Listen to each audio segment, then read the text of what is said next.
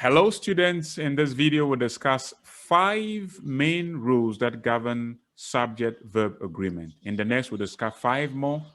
So we'll start with the first 5 rules that govern subject-verb agreement.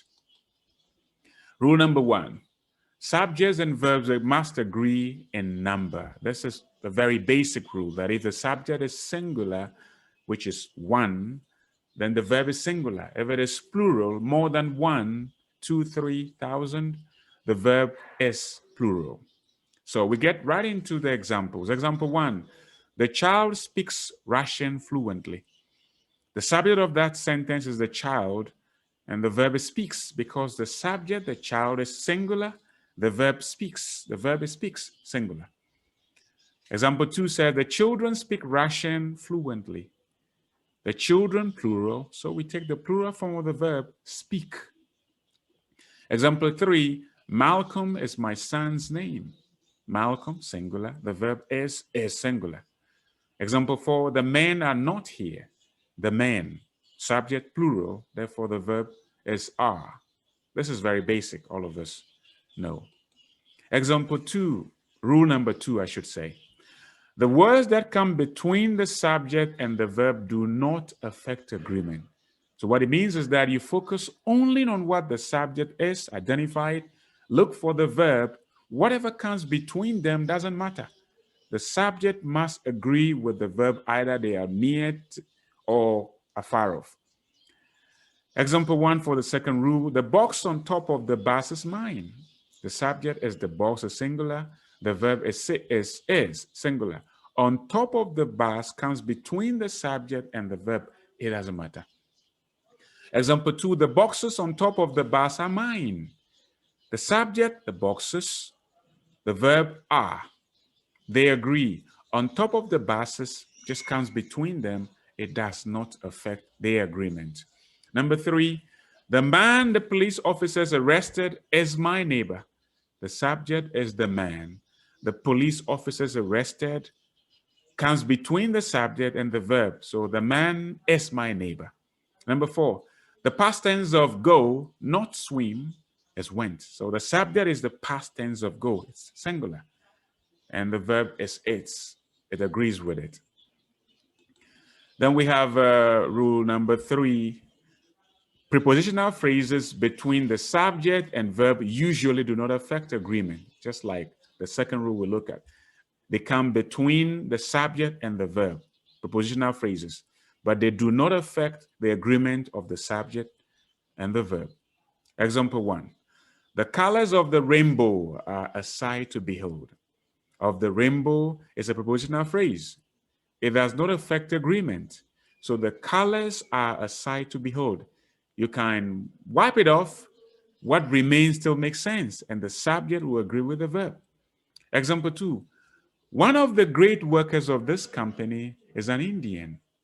So the prepositional phrase is of the great workers of this company. So one is an Indian. That's it. Example 3, the children in the library are to see the manager before they leave for home. So the children in the library. In the library is a prepositional phrase. It does not affect agreement. Example 4, the child beside the armed man looks very innocent. The prepositional phrase is beside the armed man. So the sentence will read without it, the child looks very innocent. So you can do without prepositional phrases and still maintain a good agreement between the subject and the verb because they do not affect agreement between subject and verbs.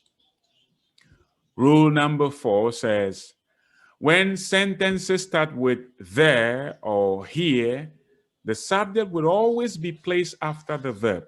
So care needs to be taken to identify it correctly, the subject. So we start.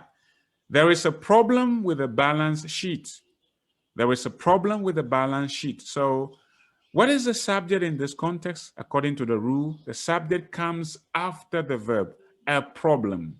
And what is its number? Singular. So the verb is. There is a problem. Number 2, here are the papers you requested. What is the subject? It comes after the verb, the papers you requested. It's number plural. So here are the papers. Number 3, there always comes a winner at the end of all competitions. Then there, what is the subject? A winner. What is it number? Singular. So there always comes. Example 4, here is the story you wanted to listen to. What is the subject? The story you wanted to listen to. And what is it number? It is singular. So we say, here is the story. If it is plural, here are the stories. So that's rule number 4. The final rule for this section is rule number 5. It says, subjects do not always come before verbs, especially in questions. Make sure you accurately identify the subject before deciding on the proper verb form to use. Subjects do not always come before verbs. They can come after, particularly in questions. So example 1, where are the pieces of this puzzle? The subject, the pieces of this puzzle. It's number plural. So you say where are, not where is. Example 2, what are their names? The subject, their names, more than one. So where are their names? Example 3, where are the lions in the park? The subject, the lions in the park. It's number plural. So where are? If it is singular, we would say, where is the lion in the park? Where is his name? Where is the piece of this puzzle? But